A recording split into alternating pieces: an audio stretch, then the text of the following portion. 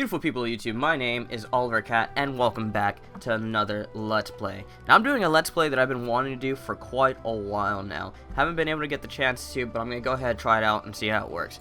We're playing Ultima Online Forever. For those of you who aren't very familiar with Ultima Online, it's one of the earlier MMORPG games that was released. I believe it was released around 1997. And it was basically, like a lot of the earlier MMOs, the foundation blocks for a lot of the MMOs we play today. And I know it looks quite odd, everything being in an isometric view, but believe me when I say, when I started playing this game and seeing the amount of features that it has, just as is, I enjoyed it drastically. Now, this version of Ultima Online, it's called Ultima Online Forever. This version is a private server, meaning it's not being hosted by EA, who is the current publishers of it. And usually you would have to pay $15 a month to play Ultima Online, the actual version. But let's be honest, I would rather spend $15 a month on EVE Online than I would on the actual version. That doesn't make Ultima Online Forever any worse. It's actually, it sticks to the roots of how the game was originally created. Reason why there's private servers now is because a lot of decisions that EA made during the time that Ultima Online was popular kind of made the game fail, and it lost a lot of support, and then people made their own private servers. If you ever played RuneScape, that whole story where EOC came in and all of that, blah blah blah blah blah, it's basically the same idea, and people only made private servers, and this is you know, to preserve how the game should have been played, at least in their eyes. And I must say, for an MMO being this old, the amount of features in this game are outstanding. So we are gonna get out, and we're gonna get started. Actually, not out. We are going to be going into a dungeon. We'll do a dungeon, and I'm doing this against my better judgment because I don't like roaming outside of cities alone, because it's easy to get jumped. Outside of cities, everything's PvP outside of cities, so when you die, you drop everything, or the majority of your stuff, and it sucks. But we are going to get started here. Now, I'm in the city of Trinsic. I'm also part of the guild here, called City of Trinsic, and it's one of the bigger guilds in this game. And interesting fact, so you guys might, I'm not sure how you guys will take this, but one of the original developers of Ultima Online actually came on the server and awarded the City of Trinsic to my specific guild, and because of that, our guild basically owns this city and a portion of it where it's basically like our clan citadel, and it's where we conduct a lot of our business and blah blah blah. Anyways, the interesting fact is that happened. I thought it was pretty cool. Developers saw that what other people were doing was they didn't get like upset because, you know, money isn't being directed to them, people are playing this. Instead, you know, it shows that he was happy, he liked how the game was kept and all that. So it's pretty cool. I'm at a shop right now. I guess I should give you a little overview of what I am and why I'm riding a giant bug. So I am a mage, and I'm also like a bard hybrid.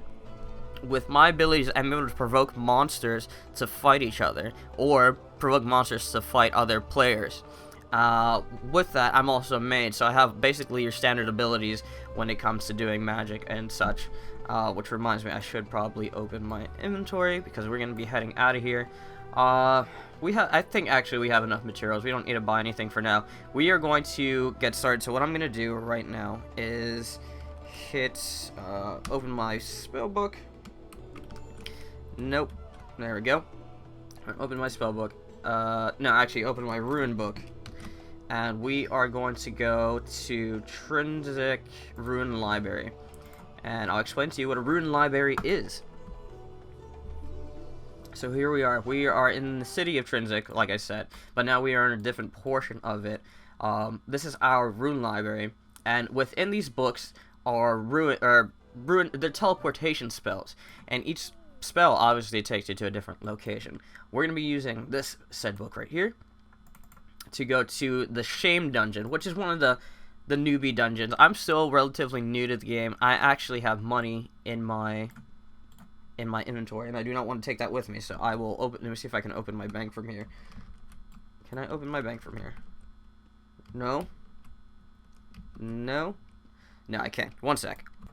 Alrighty, sorry about that. So we are going to, like I said, open this book, and we will search the page, and it's a shame entrance, and here we go. Now, if I'm lucky, I'll get jumped and automatically killed by some bastard who's camping this place.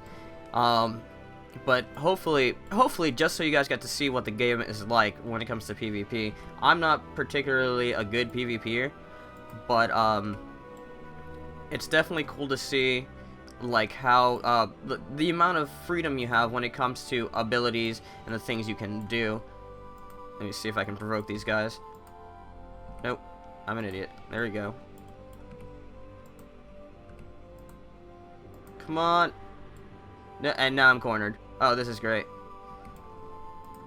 Come on. What the hell is going on with my thing? I'm totally dying. Yeah, I'm totally dying. I'm cornered. Hold on. Oh my god. Ah. Yeah, see, I'm gonna do... Alright, now they're attacking each other. I have to heal. I was completely cornered against the wall, and that is totally not cool. I forgot to click my instrument. Each bard has a specific instrument. Before you use your provoking ability, you actually have to cast... you have to click the instrument that you're planning to use. There we go. Alright, now I'm good. That was not good. I would have died there. Oh. Hold on. That's another player. Whether or not he's good is a problem. Alright, remember, when you're out of the city, everything's open for PvP. So you have to be very wary that you don't get jumped. And at times you'll see players, you have a cloaking ability in this game. You can cloak yourself completely. And if you decide to, like, players will run into a certain area and not be able to move. That's a telltale sign that someone's there being cloaked. Now, I'm trying to cast this spell to do some damage on them, and because I suck so badly, my spells tend to fizzle. My mage level is 75 out of 100, and the spell that I'm casting, I believe that it's a little higher than my cap right now, than what level I'm at. But you see, the monsters are fighting themselves, and I can basically just sit here and cap the dungeon all day, as long as I'm willing to risk being jumped. Now, I already have it set up, so if I am being attacked, I have like an escape teleport set up. So I just throw that out, and I'm home free. But it doesn't always work. It depends on how skilled that PvPer is. If they can attack you before you finish casting, you're pretty much screwed and have to run or stay and fight. And right now, with my ability, I don't think that's gonna happen. Not until I'm able to get a mage level of 100. There we go, I killed one. And I fizzled again. Fizzled again. I really hate this. And I fizzled a third time.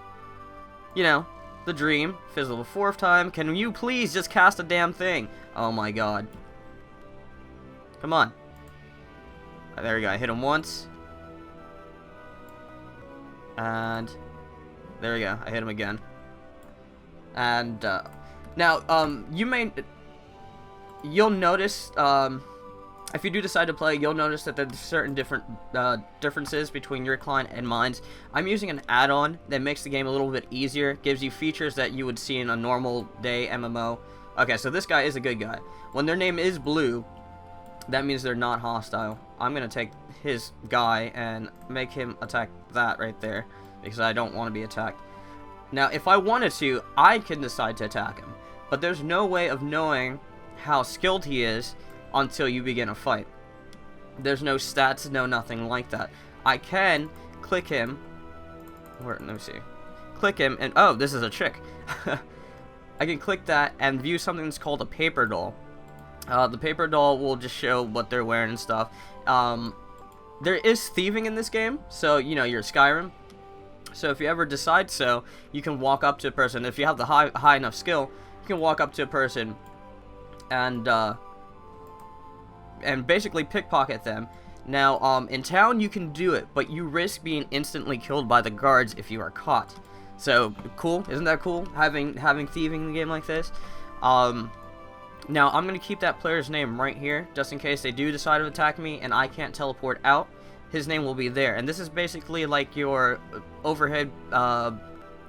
This will allow you to interact with them. So if you decide to attack or heal them, all you have to do is cast and click that, and you are able to you're able to do that without having to search them up on screen.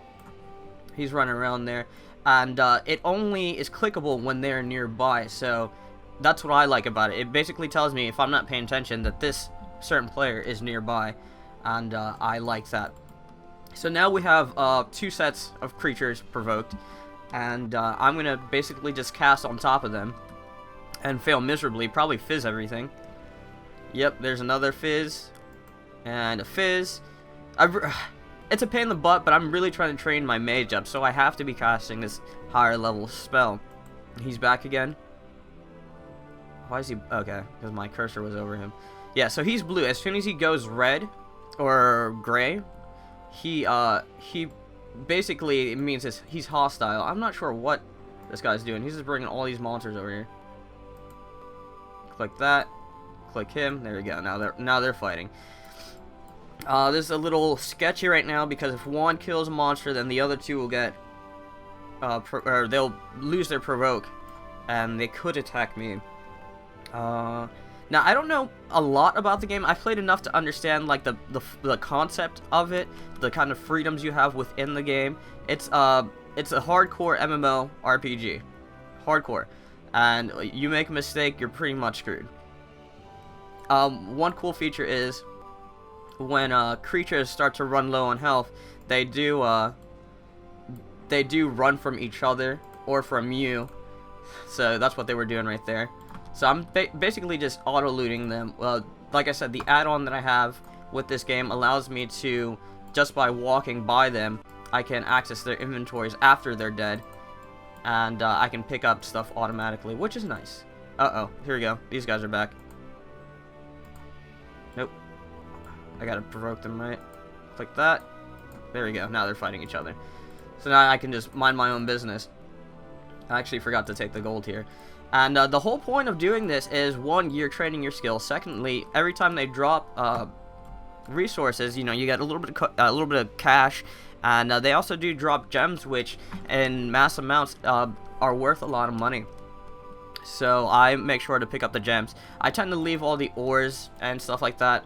Actually, the other day, I picked up a rare item. I haven't been able to sell it yet because I don't know where you go in this game to sell merchandise. But I was able to pick up a blue statuette. Now, I believe that every creature in the game has a statuette version of themselves.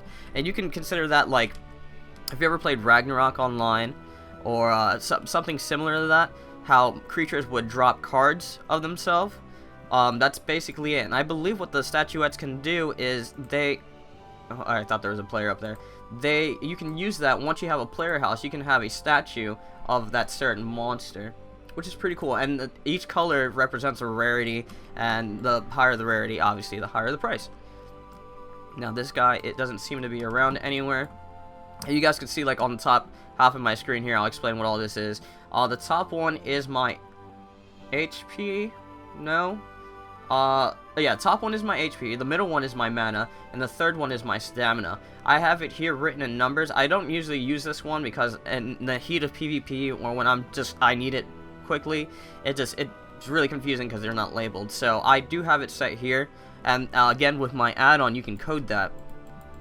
Right here, you see these, like, numbers with, abbreviations for words. Those are basically the ingredients I need to cast my spell. And it shows the ingredients and the amount of that specific ingredient that I have there. The end here is my weight limit, so I can only carry 390, not including what my mount can store.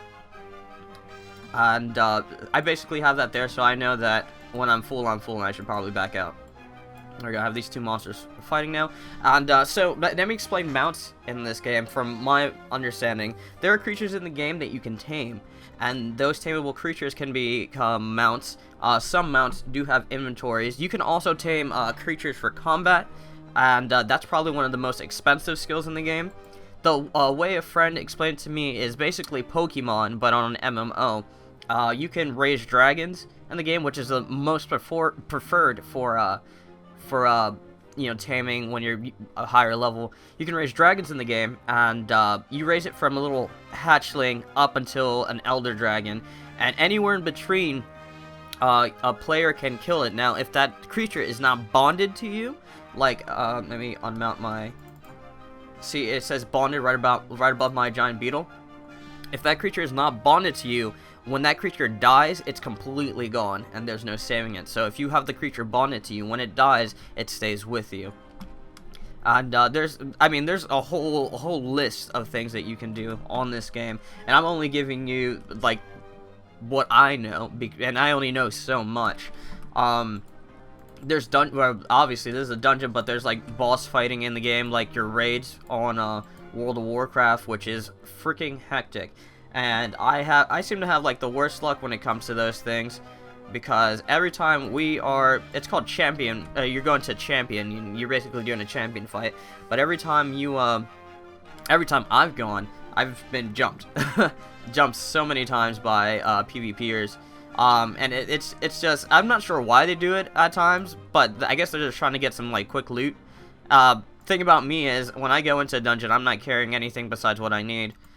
And it is frustrating. It can be frustrating at times, especially if you don't have anybody who's teaching you how to play the game. And my guild is actually does a good job of teaching you and like running you through dungeons. There we go. That was actually pretty quick. I was able to cast that spell twice successfully. So get that. We'll close this out. That, and that is a gem. Take that. Let's see how much money. Oh, hold on. This guy is aggro to me. When they turn gray like that, that means they're aggroed.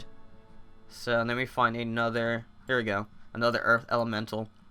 And I tend to farm here, but the problem with Shame Dungeon is the fact that this is where a lot of people come to hunt noobs, because they have nothing better to do. So, I mean, like, yeah, it's a thing, you can do it, but it's really unfortunate because a lot of new players need the experience, need to be, you know, put in the environment where they can fight and practice their keybinds, because this game is all about keybinds and macros, and without that practice, you're pretty much useless when it comes to combat, or combat with champions and stuff like that, or PvP itself. So we're gonna continue here, keep farming these guys. Let's see how much gold I've made. 1,600. Pretty good, pretty good. Now, you guys might notice my inventory. If not, no biggie. But you'll see here that I have things on top of my. You can have pouches in your inventory, and I purposely put items on top of anything that is holding items. So the pouches here that I have holding my reagents, which are the ingredients that you need to cast your spells, are purposely being covered by a bunch of beer bottles and my instrument. The reason I do that is if someone ever pickpockets me, I can see them moving stuff around. They would have to move my drum around and of course the beer bottles around to get to my bags, which have if there's any value in my bag, it would be where my reagents are, because that's what I use to spend the most money on to perform my abilities. So I basically have items sitting on top of it, so if I ever see anything moving around in my inventory, I know that someone's looking through my bag. And the game will like alert you through the journal, but it's not noticeable if you're doing something else. So that's why I basically have all this stuff on top of each other. I haven't seen it work yet, but I'm assuming that this would be like a little neat trick. Okay, let me continue to cast a spell. And there we go. See, we're doing pretty good. And by opening your paper doll, let me see, because I don't know what I'm at right now. Opening your paper doll, you should be able to see like where your skills are at. Or not should, you will be able to see where your skills are at. And the skill that I'm working on right now is my majory. Show real. So I'm at 75.6 out of 100. And my goal is to get that to 100. in the game you have a max of, I believe it's 800. You can have a max of 800 levels per champion, per character. I can't talk. So I'm trying to make sure that I max out my majory before I max out my total amount of levels. At least I'm pretty sure that's how that works. I don't think the max is 700. I thought it was at once, but we'll see what happens when I level up. So just casting this, trying to clean them up. And this dungeon is a lot bigger than what you just see here. I'm not going to go down any further because I'm paranoid. I'm not sure of the monsters that are within here beyond the first level, and they can get really tough. Can get extremely difficult. So I'm picking up these gems. There you go. Surprised I haven't gotten any interesting drops. Now, one neat feature of the game, when you are out here killing monsters, you'll have a chance to see something that's called a Paragon, and that is basically a more powerful version of that same kind of monster. So these are Earth Elementals, so you will see a Paragon Earth Elemental, and they'll usually be red. They're probably like 4 to 5 times stronger than the original version, and because of this, if you kill them, they drop certain kinds of loot. So you'll get like chests, or you'll get those the statuettes, and at times those figurines can be worth quite a amount of money. The one that I recently found, and I'll show you that when we go back into the bank, the one that I found was actually worth 40k, and 40k, especially for a beginner, is a lot. A lot. So I was actually pretty happy. I didn't know it was worth that much, and I was sitting in the dungeon the whole time. At any time, I could have been jumped for it, and just completely lost 40k. It wasn't until I got back that I saw that that I asked my clanmates, and they're like, "Yeah, that's 40k, and I might be interested in buying it from you." I'm like, "Oh, cool, all right." So I do have to sell that. All right, so we got 3 guys here. Let's see. We're at 2k so far, plus the gems. Gonna continue here. Oops, wrong ability. So, did I fizz? No, I don't know what happened there. There we go. Oh, wow, I did a lot of damage on him. That was half his health. I wonder what that was all about. I'm getting good all of a sudden. I don't know. Wow, I'm like hitting every shot. Okay, so I basically just try and get their HP down as far as I can. Now, there's different ways of doing this. I'm something that's called a provo mage. So I provoke and use my mage abilities to take him out from a distance. There's your... Oop, I'm out of mana. No, you get back here. No, you get back here. Come on. Come on. Come on. Come on. Come on. Come on. Come on. I'm trying not to go too far from the loot. Come on. I still don't have enough mana to catch. There we go. Hopefully I don't fizz out. Yep, there we go. I got him. So, like I said, I'm a provo mage. You can have your provo archer or your provo meleeer, and it's basically exactly what you think it is. I'm gonna meditate. Meditating helps you regain mana faster. It's ability you get as you train majorly. But yeah, everybody can basically, you're free form to do to build a character however you want. You're allowed to do that. The problem is you have a limit to the amount of skills you can learn per character. So yeah, you don't have to necessarily use mage, and this is technically not recommended. It's recommended that you use like melee and provoke and just become a normal bard, because it saves money. Actually, maging in this game is fairly expensive, and if you die while you're at a dungeon, I mean, that's a waste of a lot of money. I spent probably like around 3,000 gold per, like if I wanted a full bag of reagents so I could go out in a dungeon and not have to worry. I probably would spend around 3,000 gold. And that's a lot. That's a lot for a new player. Eventually, you'll get into dungeons where it's not so much, and you can afford to lose that over and over again if you wanted to. But not me. Even because I have enough money to like replace it, and no one likes dying. No one likes dying. So it doesn't seem any. I'm gonna remove this from here because I think he either went further away or to the floor, or just left altogether. So I told you that players can usually be invisible. They'll tend to hide here, right here. I don't know why, and you'll know because you'll bump into them and you won't be able to move. And you can reveal. I'm not sure if everybody has the ability to reveal. I have a spell where it lets me. Let me see. I think it's D. Nope, that's teleport. F. Nope. F. I basically have a spell that basically will reveal. I can do that for me, or I can use the reveal spell. This spell, this spell and Greater Dispel. And I believe that works for revealing people that are invisible. Alright, so let me pull these guys' health bar up.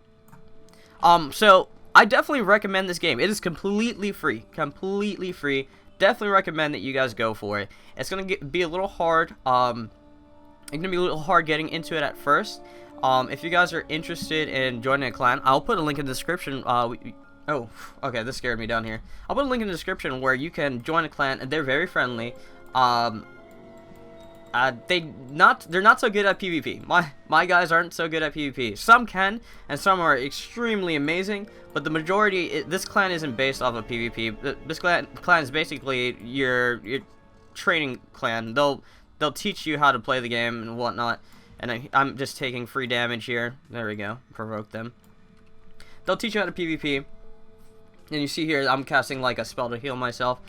They'll teach you how to play the game, but you have to go to people individually to learn specific things.